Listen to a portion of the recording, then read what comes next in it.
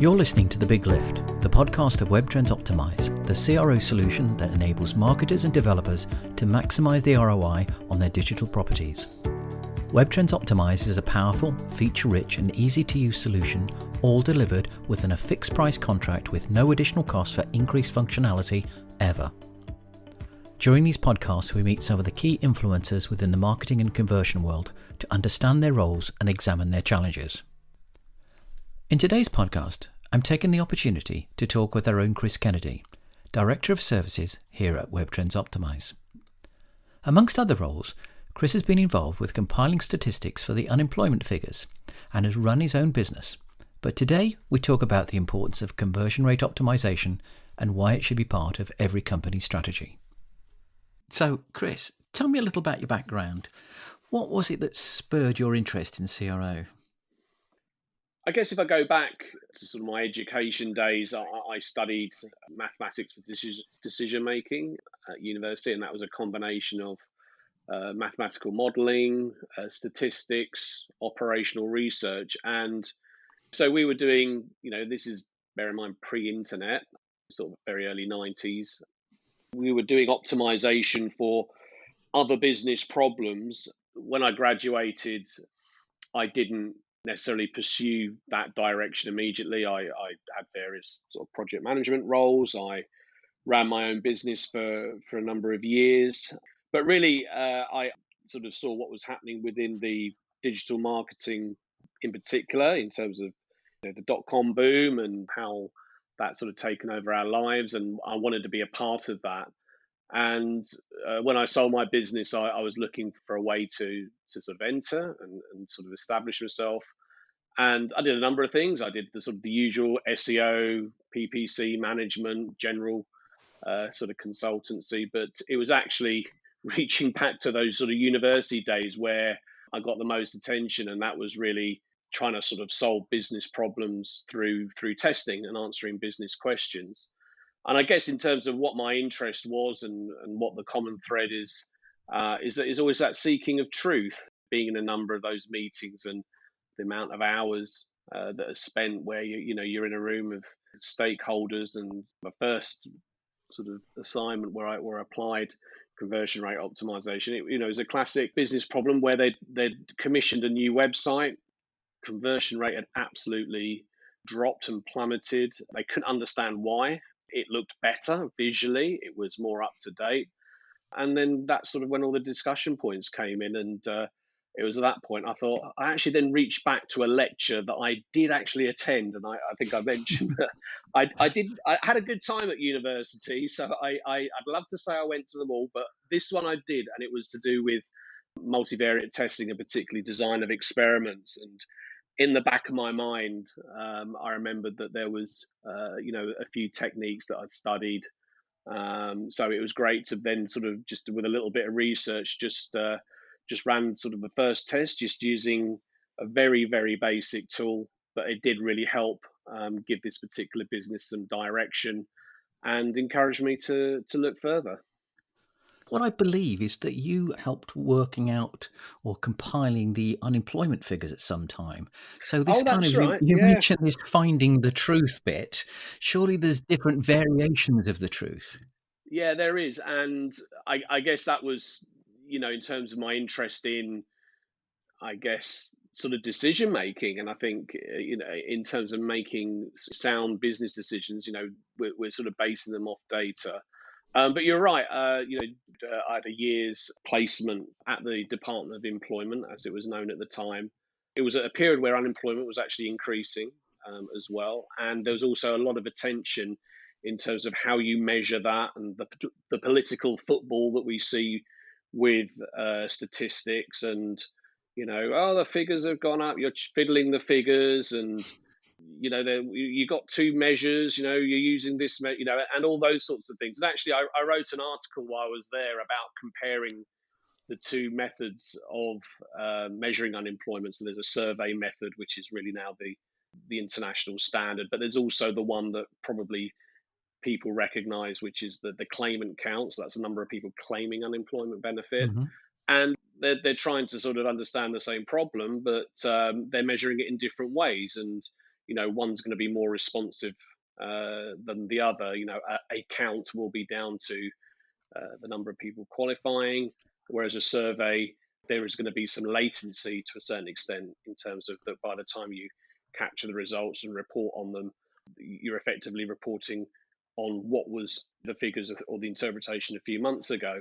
And I guess it's an interesting problem, and it doesn't seem to go away because there's obviously a number of data systems, and people are often challenging themselves with well, I've got some figures over here and I've got some figures over there, and trying to make sense of them, and really trying to get to the truth of, what is the data informing you of. And I guess, at the time I could see, and you still hear it today, people obviously can misuse statistics. They can, I think the classical one is, yes, 20,000 more policemen were recruited last year, and then it's, oh yeah, but hold on, you're already committed to them. So people can play around with numbers, and I'm very much aware of that. That must have been challenging, though, for your moral dilemma or your moral compass, when working in that, because obviously, you use the phrase "finding the truth," and we've just discovered now there are more than one variant of the truth, depending on which way you're looking at it. How did you settle that in your own head, No, or was it there's just? always one truth. There's always one truth. I think it's just really satisfying yourself in terms of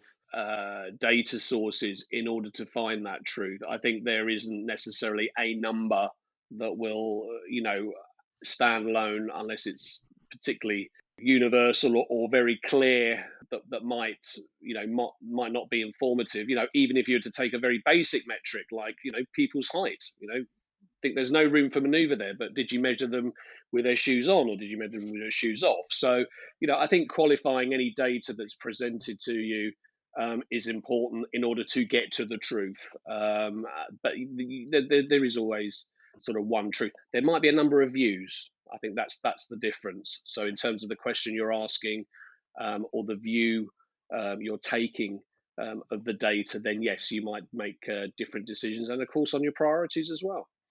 But that must be challenging, I suppose, to convince people that the figures are correct or the figures are accurate or Yeah, you've got whatever. to be convinced yourself first. I think I'd be my hardest critic. I think, and I say this to the consultants, is, don't ever report on anything you don't believe in yourself. If you're not comfortable, or if you've got an area of doubt, then absolutely, you've got no business. You've got to believe the numbers yourself, and you've got to understand how they're established. And I think it's really also, making that interpretation and the recommendation behind it, yeah, is important. But I don't find it conflicting if I've done my job properly. I think it's more, you can be compromised more through the absence of data, or perhaps if there's been, hasn't been collected, perhaps in the way that would give the clearest determination. But no, it's the data is the data. I think it's more understanding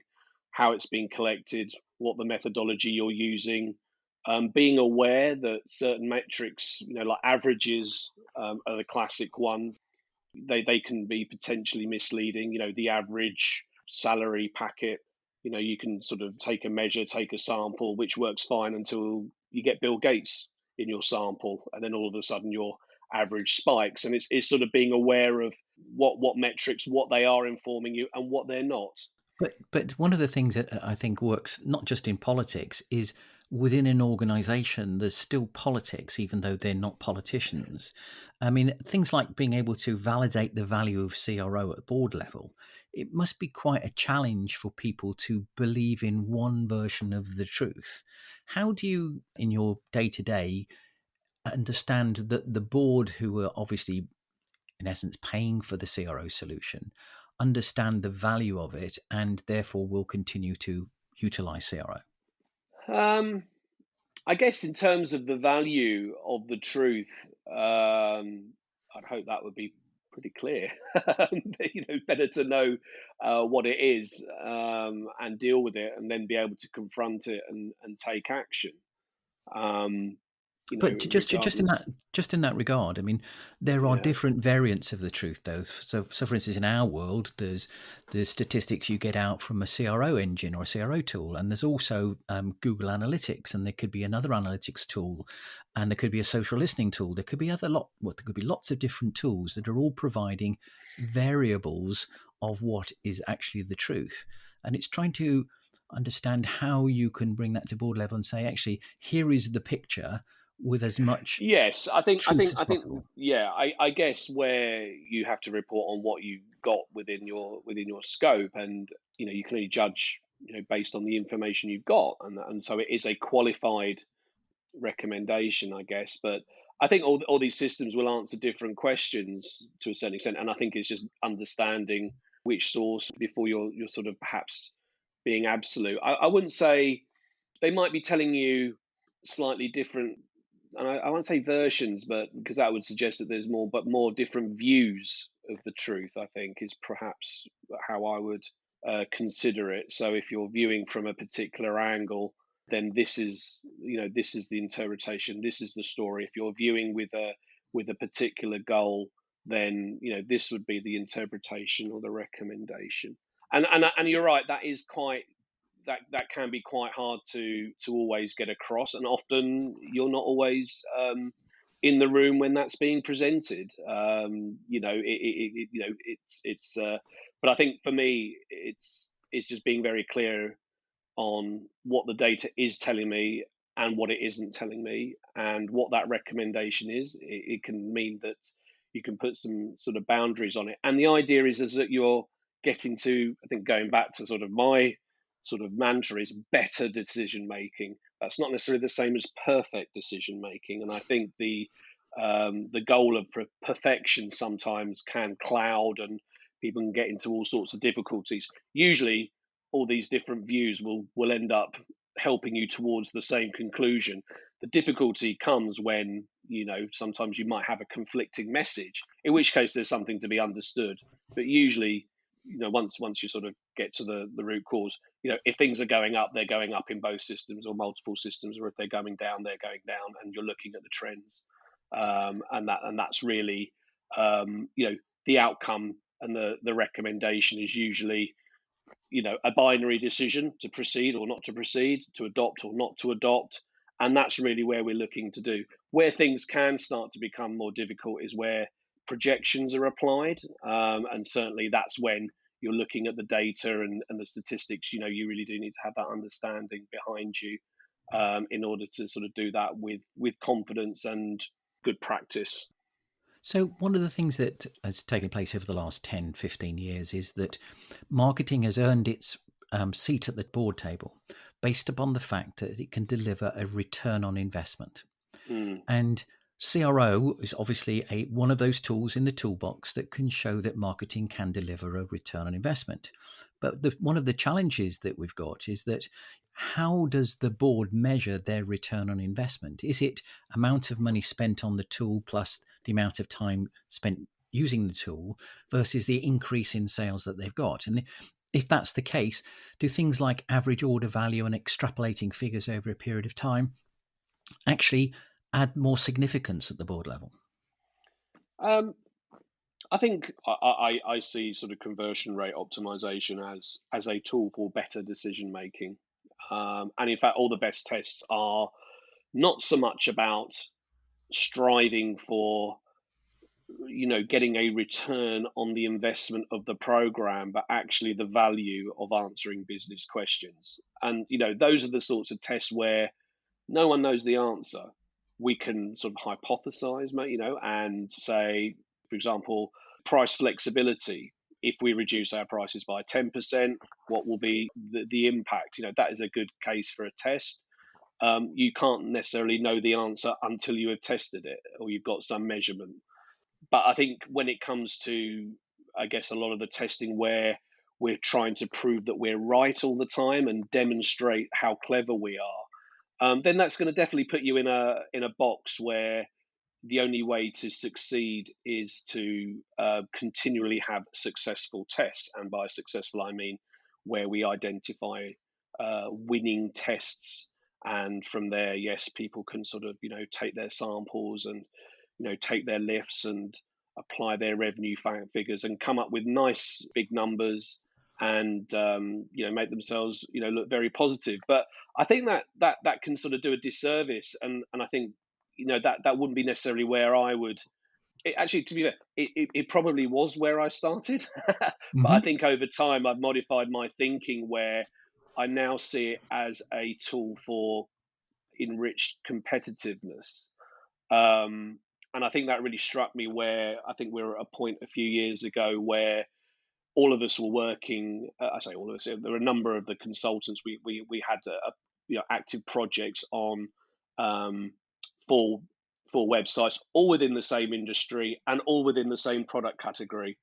And we ran a number of variations, and I think out of that we got a number of winners. Did we expand the market? I don't know. I think unlikely. Had all those, if each of those brands had taken those projections and moved them forward, could that be a bit, could that be solid? I think what's happened is that what you've done and achieved is you've made yourself more competitiveness. And I think the example I sort of gave is that when it comes to sort of ROI projections and things like that is that the competitiveness and the changes in the marketplace are constant. You are testing in isolation. You are looking at improving your website, and I guess you're working towards improving competitiveness in the same way as I would imagine McLaren or Ferrari. They will be tweaking and modifying their cars, and they will measure themselves around the racetrack, and they will have established that a particular change has given them zero point zero 0.01 of a second improvement. They haven't yet won the race. They've improved, they've become more competitiveness, but they haven't yet won the race. They have to actually put the car on the track and then sort of compete before that's established. And over time, those things erode. And I think really when it comes to the ROI, I think what's the alternative to not improve?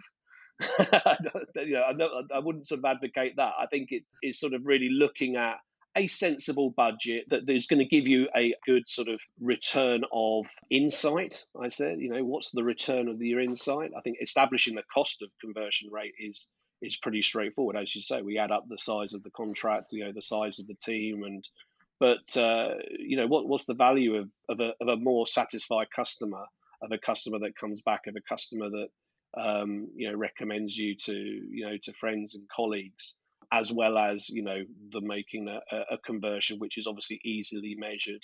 I think you're doing this to compete and to remain competitive. That's sort of where I've ended up. So let's put this into a little bit of context. I'm sitting here as a marketing director and I've got a marketing budget and I've Yeah. got X amount of money to spend. So I decided, I need Google Analytics, but I also need to use PPC. I need to be able to drive traffic to my website. And if I didn't think that was working, I probably wouldn't continue to invest in it. And then I've got CRO potentially as another tool where, again, if that PPC is driving better conversions on my landing pages, for instance, from my PPC, then I can see the value of that.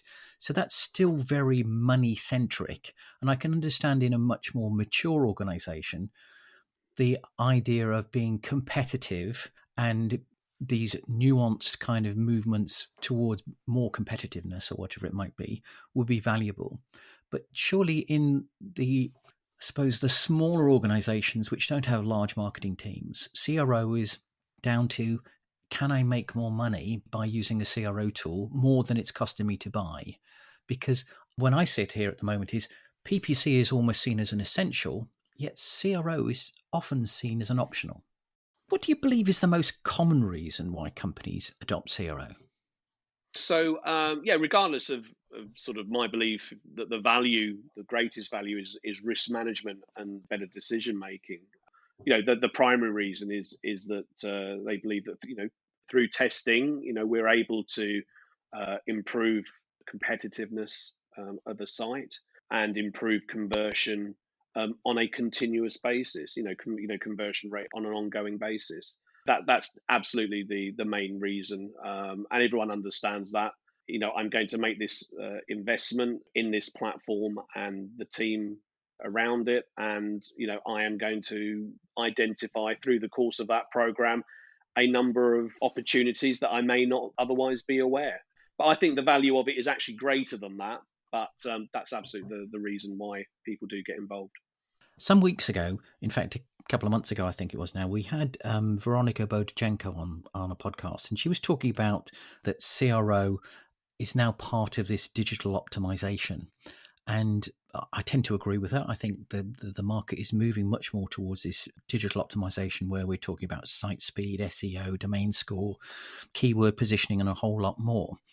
Do you believe that's in the hands of the marketers or in the hands of the CRO specialists stroke UX developers? I know the answer is going to be both, but I think somebody has to sit at the table and lead that.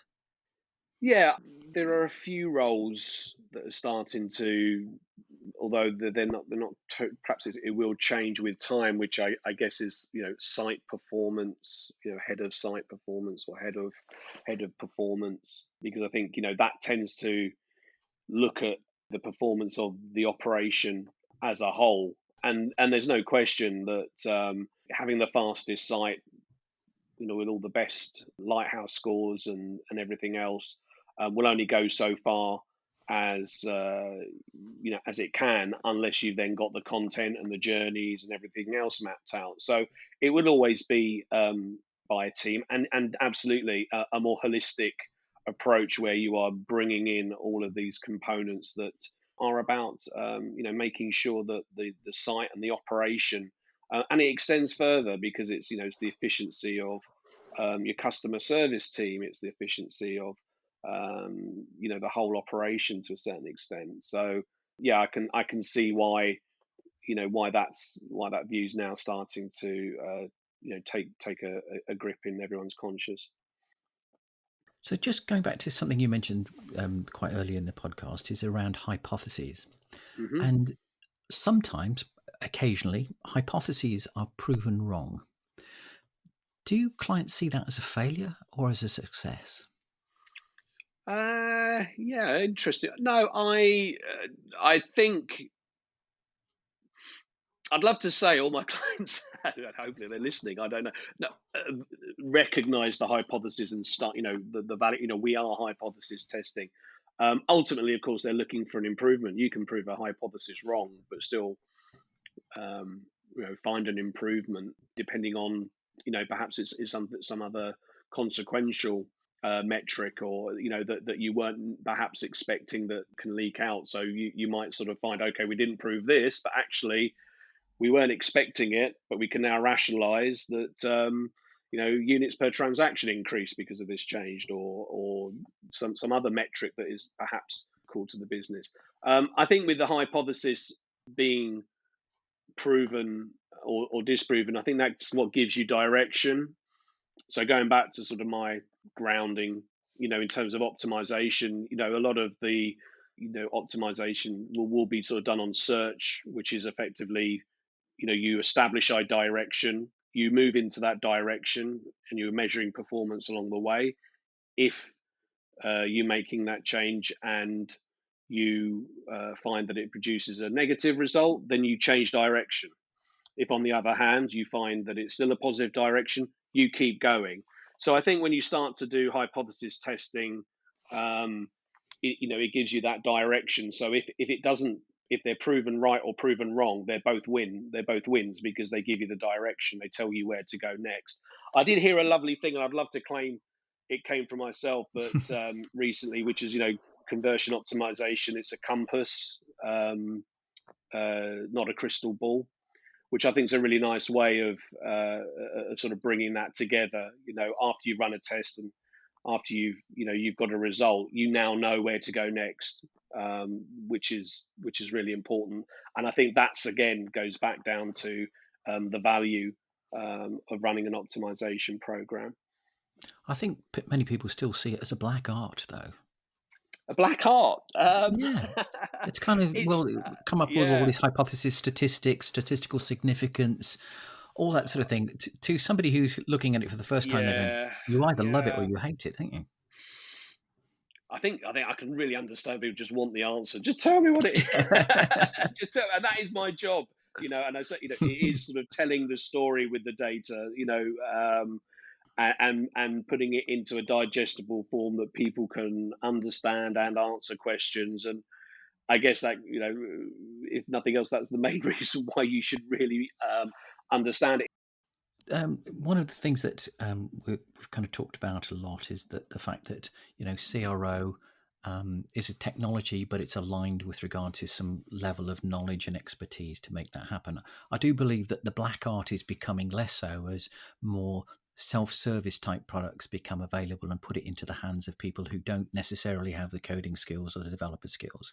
So I think technology is helping in that enormously over the last 5 years or so. I've seen quite a dramatic change in that in our own product as well.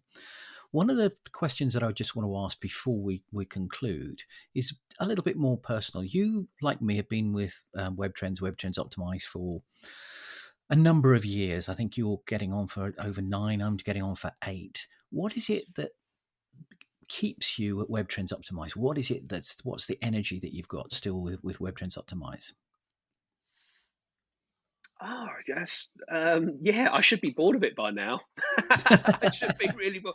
I really, I think I like the mix of the technical and the data, the statistics, um, and the goal of continuous improvement. I think the projects are, usually, execute within a few weeks. Where when I was I worked out quite early on, sort of my project management days at Vodafone, that you really don't want to be involved in a project that's a 3-year project, and they had those then. I doubt they do now, but they had projects that would updating various systems, and they were 3-year projects, and what you'd find is the guy who started it wouldn't be the guy who finished it, and the stakeholder who it was for was gone. So by the time you got there, that's a different sort of the agile, um, methodology. Obviously, sort of recognize that, and I think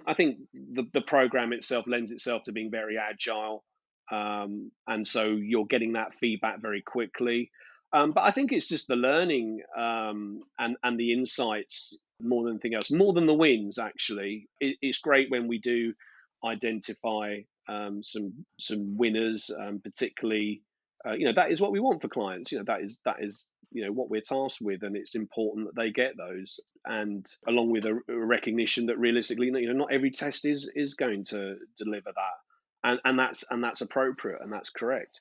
But I think it's more, those golden moments where we've sort of done various tests and data, and we've really sort of identified an insight. We've got an understanding of an audience that we really didn't know about, because I think that can really sort of change your thinking. And when it's sort of adopted and taken within an organization, it can have quite a big impact for quite a long time. It resonates longer. So I'm always looking for those golden moments where I discover something that I didn't know. I guess a new truth, going back to the beginning of the podcast.